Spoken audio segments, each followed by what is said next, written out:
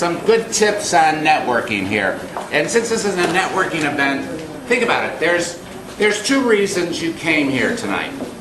Probably, how many came here to meet people? Red and white. In your industry. Well, there's red, white, yeah, there's that too. A lot of you came here tonight to meet people, right? And a lot of you came here to pursue relationships with those people you already know.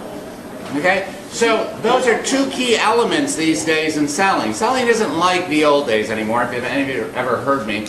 And a lot of companies are going to have to wake up, as you heard in my last speech, that it's no more doing good work is going to get you the jobs. Answering RFPs that float over the transom or just come in are going to get you jobs.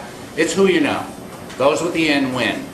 Networking is the key these days. And the three elements, and they work together. If you miss one of these elements, you're going to be out of luck. The three elements are network selling, as I call it, investigative selling, and relationship selling. Network selling is getting to meet people so that they can network you to someone that may be of use to you. And then once you get to that person, you've got to investigate from that person. You can't go in there and tell them all about you. You've got to start grabbing from that person what's in it for him or her. What does he or she want to learn or get or benefit from you? And then the third piece is once you do that, then you can start developing the relationship. You can start giving it to that person. People want you because you're going to help them, as you've heard me say before, protect or improve or enhance their career. And you're going to do that by trying to understand what they want. You can't assume you know what they want. So the key is, and then once you do that, you're going to develop a relationship. And once you have that relationship with that person, then you can use that person to network to more people. So the three just work in a circle. It's just a beautiful little, circle that goes around and around, and you just keep working it, working. If you stop one of the elements, you're going to stop very quickly in your tracks. You're just not going to get your business. So tonight, let's talk a little bit about network selling. And those tips there I gave you are probably some good reads, and there's some resources on there for you to read. But I'm going to give you two interesting kinds of tips. Maybe four. But anyhow, see how much time we get. Anyhow, so there's two. There's people that you know, those relationships, in clients that you have, and you need to network those people. And one of the tips is, how do you network those people? What are the kinds of things you say to those people? And the other group of people are those people that you don't know. Like some of you came here tonight, you don't know people. And so you're mingling. And you're coming here to see, and probably a thought came in your head, I'm going to go there to see who I can meet. And that's pretty much of a loser mentality. Okay, it really is. So my first tip to you is, when you're going to a networking event, you need to prepare for the networking event. Okay? Get the list of people that are coming. Get the list of those kind of companies that are going to be here. And cross-reference that list to the kinds of companies that you want to get into. And then you start saying, I need to meet this many people tonight that are related to these companies. And you actually put a goal, you put a game plan together. I need to meet 3 people.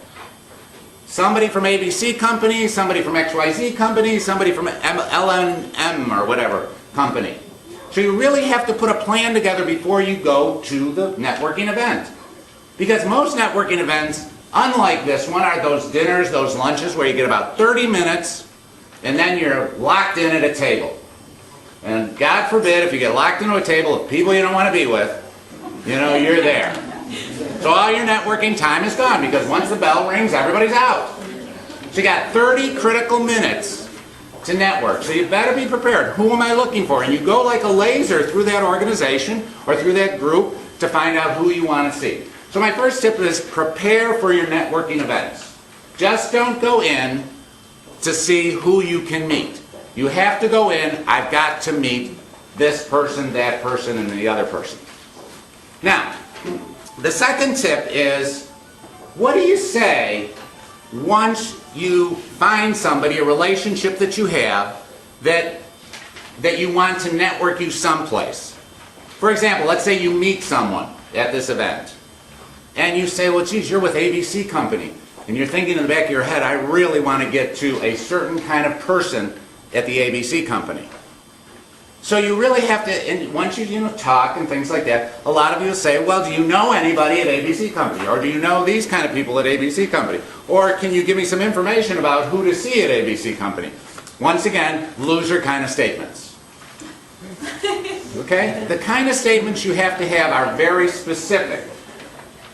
Do you know Joe Smith at ABC Company? That's very specific because that's the person you want to meet. You want to meet Joe Smith, he's the VP of something. Or, let's say you don't know who Joe Smith is. Do you know, or can you get me to somebody that is in engineering at a vice presidential level? Notice how specific I'm being. The more specific, do you know someone that's on the committee for the ABC project? You have to frame, which I call frame your questions, to find out who you want to see, or to get to who you want to see. Now the reason you want to do this is twofold. One is to help you get where you want to go, because a lot of the people you're going to ask probably don't know the kind of people that you want to get to, and they'll send you off on these wild goose chases. For example, I'll talk to a lot of people and I say, do you know anybody at ABC Company? They know I'm in sales training and process and consulting. They say, oh yeah, the training manager. I can, ABC, or Mary Smith is the training manager. Well, I don't want to get to the training manager. I want to get to the VP of sales. I want to get to a certain kind of person. And if I had just said, do you know somebody that can help me there or something like that, they're going to give me who they think is appropriate for me. Now if I ignore that person saying, oh geez, I really don't want to get to the training manager, they're going to be insulted. And you're going to lose that contact forever. They're just going to feel hurt. They're going to feel, like, geez, I gave that person the name, he didn't follow up on it. This guy's a loser. So you really have to frame your questions for the person. And so, do you know Joe Jones, Vice President of Sales at ABC Company? No, I don't know him. Do you know anybody that does know him? There's your follow-up question. Because people know people that know people. And the direct hit for you to get from here to Joe Jones is going to be slim. But the chance of you to get from somebody that somebody knows that can work you is going to be pretty high. Now the next thing going along that line is when they do say yes, oh here, yeah, let me give you this list, let me give you this person's name. Another loser. You don't want the person's name. You don't want the person that you can call. You want your contact to make the call and to introduce you. Via phone, via email, however it's going to happen, or face-to-face. That's the best. I've been in a number of situations where I'm in an office, I'm working my way through networking, like you've heard me say, up and out is the way to go. And I'll say, well, can you introduce me to the Vice President of Sales? Well, geez, I don't know. Come on, let's just walk up there and do it. And we do it, You encourage them, help them get you there. Because these people are more afraid of the Vice President of Sales than you are. Or the Vice President of Engineering, or the Deputy Commissioner of Public Works, or whatever it is. So you have to really help them to help you.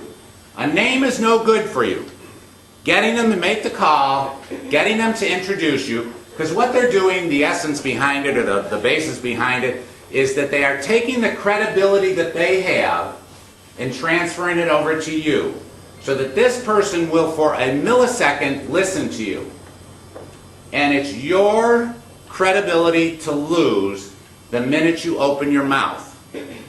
Okay? So once you meet this person, now you have to say something good, something profound, something that's going to engage this person.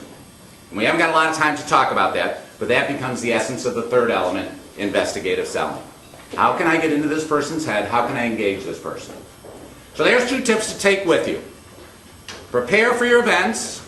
Don't just come here to meet somebody. Come here to meet somebody specifically. And the second thing, who do I want to meet, and how will I ask this person to connect me with that specific kind of person that I want to meet? Look at these articles, these tips I've given you. Go to my website. I put some resources on those sheets also. A lot of information about networking, prospecting, and those kinds of things.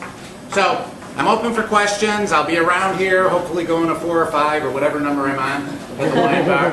And maybe I can buy a full glass of wine, actually. So anyhow.